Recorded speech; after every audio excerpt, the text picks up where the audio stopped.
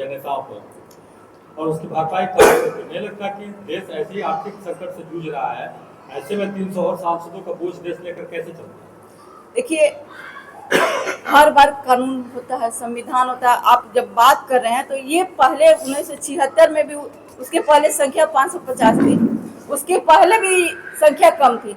लेकिन इस चीज को देखते हुए संख्या के ऊपर आप जाइए कि पहले क्या 1971 में 54 करोड़ संख्या थी, अब देखिए कि 140 करोड़ संख्या हो गई कि इतने में सांसद जो हैं, संख्या के अनुमान यदि उसको जगह नहीं मिलेगा, एक सांसद 6 आपको विधानसभा, किसी में 7 विधानसभा पड़ जाते हैं, तो उसके अनुसार तो हमको चाहिए कि उतना वो जितना मेहनत करना चाहिए वो हर विधानसभा में कर नहीं पाते। यदि यही संख्या बढ़ जाती परिसीमन होने पर तो कुछ हमारी जो विधानसभा है छोटी पड़ जाएगी, उसमें हमारे लोकसभा के सांसद भी हो जाएंगे। तो इस चीज को देखते हुए ये जिस तरह से देश दुनिया में लोगों का जो ये संख्या बढ़ रही है उसके प्रति लोगों की सेवा करने के लिए भी, और जो आपने सवाल किया कि खर्चा कौन करेगा, हाँ वही चीज बोल रहे हैं कि बोझ किस पे आएगा। हमको लगता है कि बोझ की चिंता आप सबको नहीं करनी चाहिए, क्योंकि हमारे देश के प्रधानमंत्री जी बैठे हुए हैं इसकी चिंता करने के लिए। और कैसे निर्णय लिया जाएगा और क्या नियम कानून लाया जाएगा बखूबी इसका पालन करेंगे। और आपका जो सवाल है, शायद उस सवाल का भी जवाब जब ये बिल पारित हो जाता तो हमको लगता है कि ये सवाल करते तो आपको मिल भी जाता कि कैसे इस संख्या का जो आप कह रहे हैं कि जो बढ़ रहे हैं सीटें, जो बोझ आ रही है सरकार पर या जनता पर, क्या लग रहा है कि जनता के पर आएगी कि नेताओं पर आएगी। 2024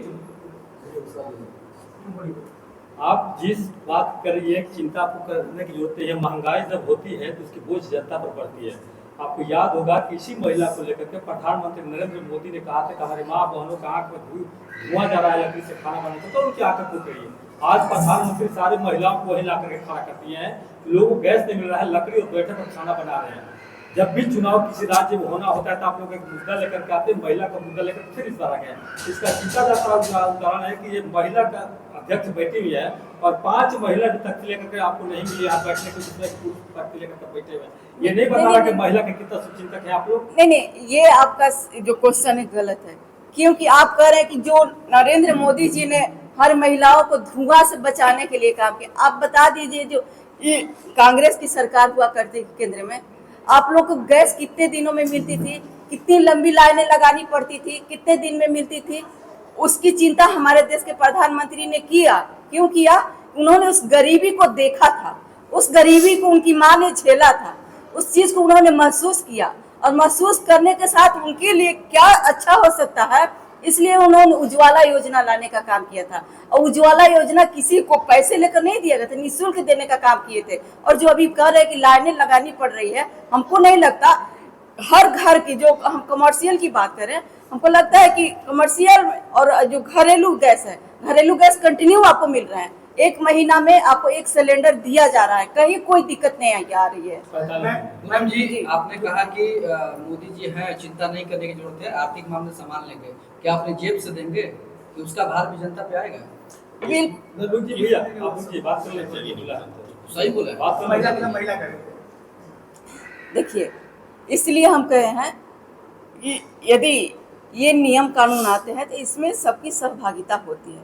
जैसे विपक्ष ने इसका विरोध किया, यदि कोई चीज किया जाता है तो उसमें सबकी सहभागिता होती है, उसमें बैठकर निर्णय लिया जाता है। उसमें भी ये निर्णय लिया जाता है कि संख्या बल बढ़ती है तो खर्च भी बढ़ते हैं, खर्च भी बढ़ते हैं तो उनकी चिंता भी करनी पड़ती है।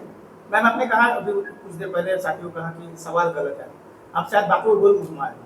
हम कह रहे हैं कि हमारे अगर बहन बेटियों को हिस्सा देना होगा घर में तो उसके लिए हम अलग से संपत्ति खरीदेंगे, उसके बाद हिस्सा देंगे, या फिर जो हमारे घर में रहेगा उसी में उसकी हिस्सेदारी देंगे। आपको पता है कि 2023 में 2023 में विधेयक पास हो गया है, 3 साल हो गया आपकी सरकार उसको लागू नहीं करा पा रही है, टालमटोल हो गया। बिल्कुल नहीं। इसमें क्या कमी थी जो फिर लाना पड़ा? कहीं ना कहीं खोट तो है। विपक्ष तो यही सवाल कर रहा है। विपक्ष जो सवाल कर रहा है, 23 वाला क्यों नहीं पाई? उसी विषय पे आ रहे क्या हैं। दिक्कत है? देखिए, दिक्कत उसमें ये चीज थी, 23 में पारित हुआ, 23 में पारित होने के बाद सर्वसम्मति से पारित हुआ। उसके बाद क्या होता है? परिसीमन होता है। परिसीमन का भी 3 चीजों पर कानून लाया गया था। संसद में जो विधेयक पास करने के लिए 3 चीज पर लाया गया था, तो विपक्ष ने कहा ओबीसी का ला करके आरक्षण डाल करके ये कर दिया। नहीं मैम 3 साल हो गए उसको लागू क्यों नहीं किया? हाँ तो देखिए, ये जब कोई नियम कानून आता है, आपने 23 में पास किया बिल, ठीक है, जब 23 में बिल पास किए तो उसमें क्या आप बिल पास होते होते ही आपको कानून लागू हो जाता है? नहीं, उसकी ये गारंटी 26 में कर दीजिएगा, 50 नहीं कर दीजिएगा, 20-50 कर दीजिएगा, 50-30 दीजिएगा, सीट बढ़ा लीजिएगा, उसको एडवांटेज उठा लीजिएगा। विपक्ष नहीं सवाल कर रहा है। नहीं विपक्ष, आप जो पहले पारित किए उस पे तो काम कर नहीं रहे हैं, आप केवल सीट बढ़ा रहे हैं। विपक्ष, हम तो वही कर रहे हैं ना कि ये परिसीमन 2 साल का होता है, जनगणना भी होती है, ये खींच दिया जाए तो हमको लगता है 5-7 साल में हो जाएगा। और हमारे प्रधानमंत्री जी ने सबको सदन में बुला करके आग्रह किया, कहा कि परिसीमन को हम रखते हुए 2 साल का जो समय हमारे पास बच रहा है उसमें परिसीमन करके हम उसको 2 साल में जो 29 में है, हमको लगता है कि ये नारी शक्ति को 33% आरक्षण मिल जाएगा। लेकिन जनगणना होगी, उसमें भी जातीय जनगणना होती है, बहुत समय लग जाता है। इस कारण से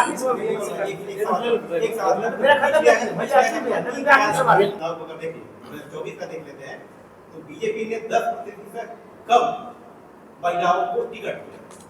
उसके पहले भी अगर देखें तो मैक्सिमम अभी तक उसने 12% की केवल महिलाओं को टिकट दिया। अब दूसरे की जगह बात करते हैं, खुद आपकी पार्टी में ही जब आपको महिलाओं को जगह नहीं मिल पा रही है तो फिर आप दूसरे से क्या आपकी पार्टी ही को ठीक नीचे कर रही है। नहीं आप सुन लीजिए, बात कर रही है 5 या 6 चुनाव का मैक्सिमम जो है वो बीजेपी ने वो 13 या 14% जो टिकट दिया। पिछले बार वो 10% से कम 9 कुछ। आप सुन लीजिए, आपने कहा कि महिलाओं को टिकट 24 से जब तक टिकट आपको नहीं मिलेगा, आपकी भागीदारी नहीं बढ़ेगी तो आप कितना भी बढ़ा दीजिए, बिल्कुल मामला तो वही तो उठा के वही नहीं वहीं कहाँ से ला गया? आप सुन लीजिए, जब आप कह रहे हैं कि 24 में जो 10% का नहीं, आप सुन तो लीजिए, आपका सवाल हो गया, उसका जवाब भी सुन लीजिए ना। जब आपने कहा, अभी हमको लगता है कि विधानसभा में टोटल महिलाएं बिहार में कितनी है, आप बता सकते हैं? विधानसभा में नहीं, हम विधानसभा से शुरू कर रहे हैं। नहीं विधानसभा से शुरू कर रहे हैं। अभी बताइए लोकसभा से संबंधित आपका जो प्रेस कॉन्फ्रेंस नहीं लोकसभा से नहीं था, हमारा विधानसभा भी है, लोकसभा भी है, राज्यसभा भी है। आप एक चीज में सीमित मत कीजिए। उन्होंने उदाहरण दिया, हमने जैसे 29 महिलाएं हैं, 3 आरजेडी से हैं और हमारे पार्टी के लोग हैं। तो ये चीजें आप कह रहे हैं कि संख्या, आप बताइए कि बिहार में हमारे मुख्यमंत्री पूर्व में राबड़ी देवी जी भी रही हैं, कितने % हमारी महिलाओं को सीट देने का काम किया था?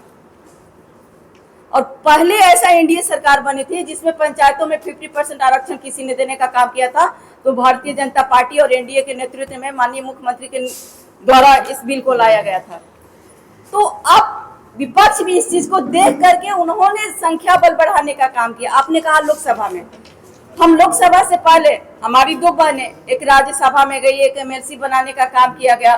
तो कहीं ना कहीं हम लोग एक सीट, एक टिकट ही लड़ना या चुनाव लड़ना, ये हमारे मुद्दे नहीं रहते। हमारा मुद्दा ये भी है कि यदि हम किसी को राज्यसभा भेज सकते हैं तो राज्यसभा भी भेजेंगे, एमएलसी बनाना होते तो एमएलसी भी बनाएंगे, यदि जरूरत पड़ी तो हमको विधानसभा और लोकसभा में टिकट देना होता है तो हम वहाँ महिलाओं को भी टिकट देने का काम करते हैं, न कि विपक्ष द्वारा। आप देख लीजिए, यदि विपक्ष सहमत होती तो बिल पास करा देती। वो कह रही कि 23 में बिल पास कराने का हमने किया, तो आपको इस समय क्या ऐसी आवश्यकता पड़ी? नहीं इस समय ऐसी क्या आवश्यकता पड़ी कि विपक्ष के नेताओं ने इसका विरोध करने का काम किया? ये हम लोग आरजेडी से नहीं, विपक्ष की नेताओं से आप लोग पूछिए कि जब आप लोग 23 में समर्थन इसी बिल का किए तो अब ऐसी कौन सी नौबत आ गई कि आपको इस बिल को संसद में पास नहीं होने देना पड़ा? ये कौन सी नौबत आ गई? तो वही सब कर रहे हैं ना, आपने पहले वाला पास नहीं किया। लोग गैस के लिए लाइन में लगे रहते थे, पिछले 12 साल से ज्यादा लाइन में लगी हुई। मतलब नोटबंदी से लेकर के आधार कार्ड के लिए, बैंक में खाता खुलवाने के लिए, गैस के लिए, आज पेट्रोल के लिए, डीजल के लिए, जनधन योजना के लिए लगातार 12 साल से जनता लाइन में खड़ी हुई। अच्छा ये बताइए, कांग्रेस को बदल करके आपको वोट क्यों दिया गया? ये बताइए कि जनधन योजना जो आप बात कर रहे हैं, इसी में नहीं आप लाइन की बात कर, लाइन आप क्यों लगा रहे थे, लाइन आप क्यों लगा रहे थे? जनधन योजना तो हमको लगता है कि गरीब जो हमारी भाई बहन जो बने होंगे कभी सोची नहीं थी कि हमारे बैंक में अकाउंट खुलेंगे, लेकिन देश के प्रधानमंत्री माननीय नरेंद्र मोदी जी ने जीरो बैलेंस पर अकाउंट खुलाने का काम किया था। वो किसी ने नहीं सोचा। कोरोना काल में आप कह रहे हैं जो अन्न दिया गया था, जो उनके लिए घर गरीब महिलाओं के लिए चिंता की गई थी, उनके अकाउंट में पैसे आ रहे थे। कोरोना काल में बहुत से बाहर जो लोग गए थे लौट करके अपने अपने राज्यों में आए। क्यों आए? क्योंकि उनको लगा कि हम अपने राज्य में सुरक्षित रहेंगे और वहां जाकर के देश के प्रधानमंत्री माननीय नरेंद्र मोदी जी ने जो हमारे विदेश में भी लोग फंसे हुए थे उनकी व्यवस्था करके उनको वापस लाने का काम किया। ये चिंता कोई करता है तो इस देश के प्रधानमंत्री माननीय नरेंद्र मोदी जी कर रहे हैं। तो हमको लगता है कि आप इस चीज को गुमराह ना करें, क्योंकि लाइन में लगना, लाइन में क्यों लोग रख रहा है? सामान मिल रहा है, सिलेंडरें मिल रही है तब लग रहा है। डॉक्टर को हॉस्पिटल में जा रहे हैं, पहले क्या था? अब बता दीजिए कि हॉस्पिटल में लोग जाते थे क्या? नहीं जाते थे। अब लंबी लाइनें लग रही है, अब लंबी कतारें लग रही है। अब जाइए, कहाँ जाते थे? हॉस्पिटल में डॉक्टर रहते थे? नहीं, हॉस्पिटल रहता था तो डॉक्टर नहीं रहते थे। डॉक्टर नहीं, आज भी है, आज दवाइयाँ भी उपलब्ध हो रही है, ऐसा नहीं कह सकते हैं। कुछ जगहों पर हो सकता है, कुछ जगहों पर हो सकता है, सब जगह पर नहीं ऐसी सुविधा है। मैम, आप जवाब देते समय बोली थी कि संसद का जो बोझ बढ़ेगा वो मोदी जी संभाल लेंगे। नहीं, मोदी जी नहीं, सरकार जो नियम सरकार संभाल लेगी, आपने बोला था ये। मेरा सवाल उसी पर है कि बिहार सरकार के पास सैलरी देने के लिए पैसे नहीं है। आरबीआई से 12,000 करोड़ रुपए लोन लेने की बात की जा रही है, लोन ली जा रही है। अब कल सांसद बढ़ेंगे, मोदी जी कैसे संभालेंगे? नहीं, मोदी जी नहीं संभालेंगे ना। आप कह रहे हैं कि लोन क्यों? अच्छा, कोई बैंक किसी को लोन कैसे देती है ये हमको बता दीजिए। लोन उसी चीज पे देती है ना कि उसको उम्मीद लगता है कि ये हमारी लोन को पूरा कर सकता है, क्षमता उसमें है। तो बिहार सरकार यदि लोन ले रही है तो बैंक को लगता है कि हमारी लोन को बिहार सरकार उसको पूरी तरह से निभाएगी और उसकी किस्त को भरने का काम करेगी, और जो जनता का प्रेशर है उस पर नहीं आएगी, क्योंकि ये बिहार सरकार की चिंता करनी है, क्योंकि जनता की सेवा करना उनकी पहली प्राथमिकता है। लोन लेना मजबूती की निशानी है।